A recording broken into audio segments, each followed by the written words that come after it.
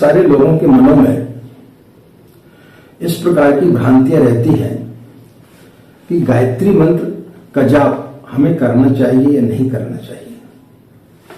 गायत्री मंत्र का जाप कौन करे, कौन ना करे, स्त्रियां करें या ना करें, अन्य जाति वर्ग के लोग करें या ना करें, क्या गायत्री मंत्र सिर्फ ब्राह्मणों के लिए है।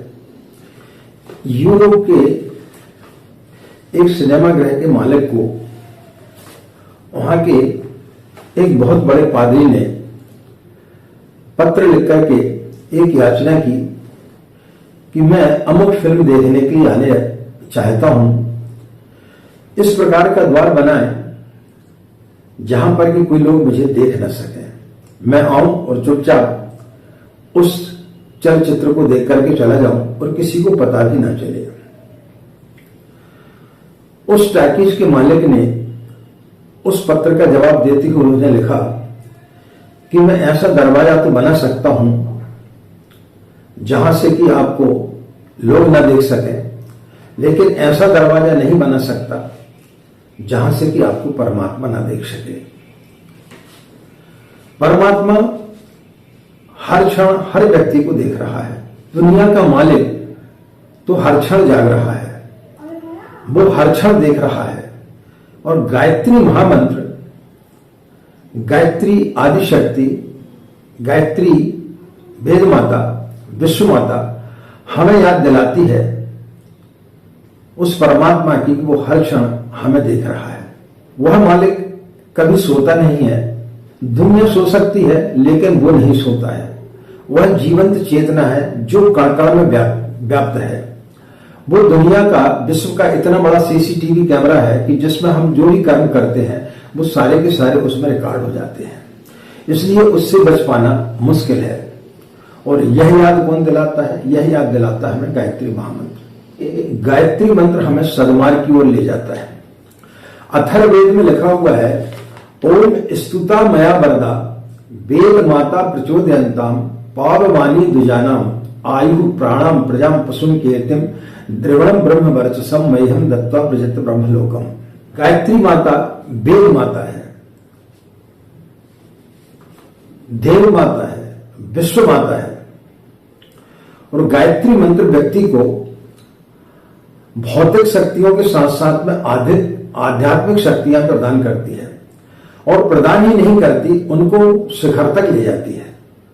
अब हम सभी लोग सोच करके देखें कि जो वेदों की जननी है, जो देवताओं की माता है, जो विश्व की माता है, भला उसके जपने से हमें किस प्रकार से वंचित किया जा सकता है। यह एक चिंतन का विषय है। इसे हर उस व्यक्ति को सोच करके देखना चाहिए जिनके मन में एक भ्रांतियां रहती है कि गायत्री मंत्र को या ब्राह्मण के अलावा कोई नहीं जप सकता। उन्हें इसके बारे में चिंतन करना चाहिए। जो वेदों की जननी है, जो देवताओं की जननी है, जो विश्व का कल्याण करती है, उस मंत्र से समस्त लोगों को कैसे वंचित किया जा सकता है, यह सोचने का विषय है। जो व्यक्तियों की बुद्धि को पावन बनाती है, सद्मार्ग की ओर ले जाती है, धियो योनः प्रचोदयात्, उसके अंदर इतनी सामर्थ्य है कि जिसके बारे में ऋषि, देवता, महर्षि सभी लोगों ने एक साथ उसका गुणगान किया है। और उन्होंने उनका वर्णन करते हुए यह तक कहा है कि गायत्री मंत्र के अलावा किसी को उपासना नहीं करना चाहिए। गायत्री मंत्र ब्रह्मांड का सर्वशक्तिशाली मंत्र है। इसे हर व्यक्ति को जपना चाहिए। भटके हुए व्यक्ति को सही रास्ता दिखाती है। जो व्यक्ति के अंदर ज्ञान पैदा करती है, बुद्धि देती है, सतपथ की ओर ले जाती है, तो ऐसे मंत्र को निषेध कैसे किया जा सकता है। गायत्री मंत्र का अधिकार एक को हो सकता है, दूसरे को नहीं हो सकता। एक कैसे हो सकता है? आप स्वयं सोच करके देखें कि जिस मंत्र के जाप करने से व्यक्ति की बुद्धि शुद्ध होती है, उसको आत्मज्ञान आता है, उसको ज्ञान आता है, ज्ञान की वृद्धि होती है, ऐसे मंत्र की उपासना से किसी भी व्यक्ति को कैसे वंचित किया जा सकता है। जिसका लाभ एक को मिलेगा, दूसरे को नहीं मिलेगा। ब्राह्मणों को मिलेगा, अन्य जाति वर्ग को नहीं मिलेगा, स्त्रियों को नहीं मिलेगा, विधवाओं को नहीं मिलेगा, कन्याओं को नहीं मिलेगा। ऐसे कैसे हो सकता है? आप कभी कल्पना करें, सोच कर देखें कि जब सूर्य उदय होता है तो सूर्य भगवान ये तो नहीं सोचते कि ये ब्राह्मण का घर है, यहां पर ज्यादा प्रकाश दूं, ये शूद्र का घर है, इसके अंदर प्रकाश ना दूं, इस घर में महिलाएं रहती हैं तो यहां पर मेरा प्रकाश ना दिया जाए।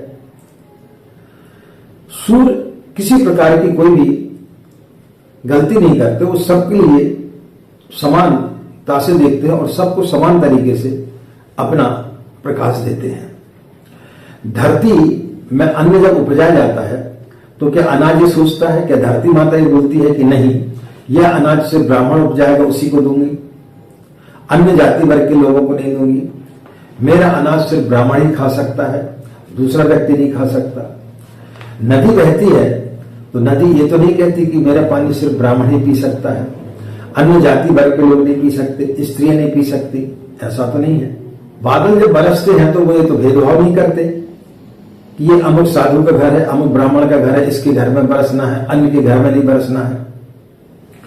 तो जब प्रकृति इस प्रकार का कोई भेदभाव नहीं करती है तो गायत्री मंत्र में इस प्रकार का भेदभाव कैसे हो सकता है? कौन से वेद में इस प्रकार का लिखा गया है? आपको यदि कोई बोलता है कि गायत्री मंत्र का अधिकार आपको नहीं है तो आप उनसे पूछिए कि कौन से वेद में लिखा हुआ है, कौन से ज्ञानी व्यक्ति ने इस प्रकार से बोला हुआ है।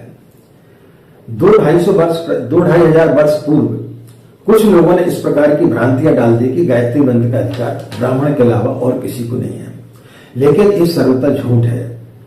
और जो आजकल के कथित कथावाचक हैं वो सिर्फ अपनी टीआरपी बढ़ाने के लिए और चूंकि महिलाओं में जागृति ना आ जाए, उनके अंदर आत्मज्ञान ना आ जाए, उनके अंदर बुद्धि ना आ जाए, उनके अंदर विवेक ना आ जाए, इस प्रकार की भ्रांतियां फैलाते रहते हैं। इन भ्रांतियों में हमें किसी प्रकार से नहीं पड़ना चाहिए। आदि शंकराचार्य से बढ़कर तो इस दुनिया में कोई नहीं है, वो वेदों के ज्ञाता है। वेद का ज्ञान उनको इतना है कि वो शिखर पर है, उनसे ऊपर किसी को ज्ञान नहीं है। वैराग्य के शिखर पर है, ज्ञान के शिखर पर है। उन्होंने उपशुद्धाधिकरण में लिखा है ज्ञान वस्तु तंत्र होने के कारण इसे निषेध नहीं किया जा सकता है। तो उनसे बड़ा ज्ञानी तो कोई है नहीं है।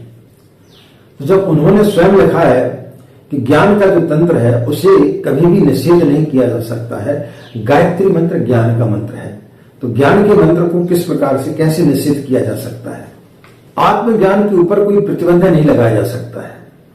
जिस मंत्र से आत्मज्ञान प्राप्त होता है उससे किसी को प्रतिबंध नहीं लगाया जा सकता है। गायत्री मंत्र एक ऐसा मंत्र है, यदि आप दवा खाएंगे, दर्द की कोई दवा खाएंगे तो उससे आपको ही फायदा होगा, लेकिन गायत्री मंत्र ऐसा है कि आप यदि उसका जाप करते हैं तो आप दूसरे को भी लाभ दिला सकते हैं, आप दूसरे की तकलीफ को भी दूर कर सकते हैं। तो ऐसे मंत्र से लोगों को कैसे वंचित किया जा सकता है, यह सोचने का विषय है। यह कोई गायत्री मंत्र बुद्धि का मंत्र है, ज्ञान का मंत्र है, जिसको जपने का हर व्यक्ति को अधिकार है, हर वर्ग के व्यक्ति को अधिकार है। महिलाओं को भी है, बच्चियों को भी है, बड़े को भी है, बूढ़े को भी है, बीमार को भी है, ब्राह्मण को भी है, हर जाति वर्ग के लोगों को गायत्री मंत्र जपने का अधिकार है। इसलिए इसे निसंदेह आपको जपना चाहिए। और आज के युग में परम पूज्य गुरुदेव पंडित सीलाम शर्मा आचार्य से बड़ा तपस्वी कोई नहीं है। उन्होंने गायत्री को सिद्ध किया और उन्होंने गायत्री मंत्र को जन जन तक पहुंचाया। और फिर यदि निषेध होता तो फिर लोगों को उसकी हानि होनी चाहिए थी, लेकिन आज करोड़ों लोग, माताएं, बहनें, पुरुष, हर वर्ग के लोग उस मंत्र का जाप कर रहे हैं और सभी को उसका लाभ हो रहा है।